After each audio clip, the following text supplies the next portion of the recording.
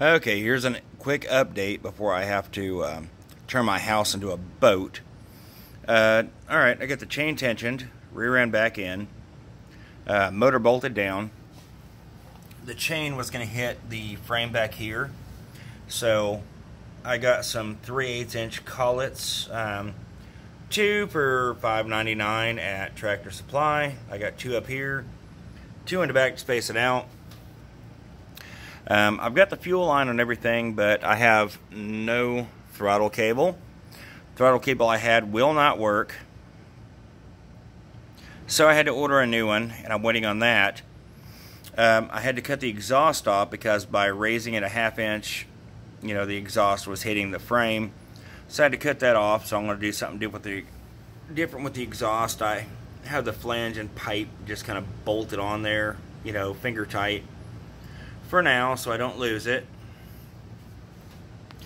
And on the other side, the air box was hitting on this side, so I just popped the cap off the air box. And let's get around here. I've got a chunk of breather tube right there, and I'm just going to stick a weed eater / chainsaw filter in that, so I'll have a dust filter for that. But I've got to hook up my throttle, but the rear end spaced, seats mounted, tanks mounted, handlebars are done, got the grips on it. Those are just cheap Walmart bicycle grips, but I have a cable that does not work. It's seized up inside, or well, it's real sticky, and if I use that throttle cable I have a chance of the throttle sticking, so I just ordered a new one. So I'm waiting on that.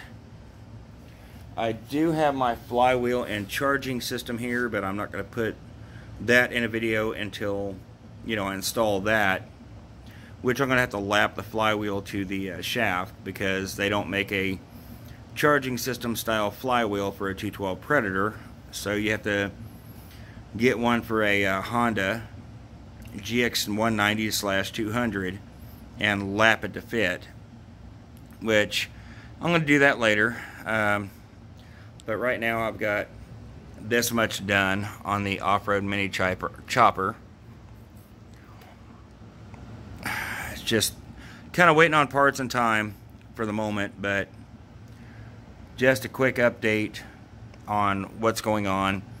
I did push it outside with the rear end, or the rear tire locked down, and I hit a 4x4 post with it, and the shocks compressed just fine.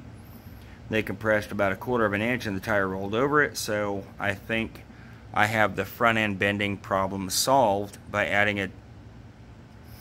a 2-inch more extension to the front end to extend the rake out, and it took a lot of pressure off of the fork tubes so that the shocks will actually work and compress instead of bend, you know, like they should.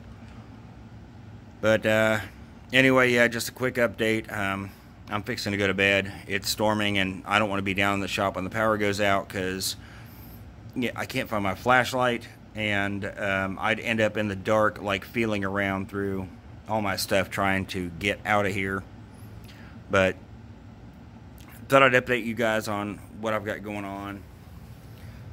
Get down here, and you can see the collets that I added down underneath for spacers under the engine.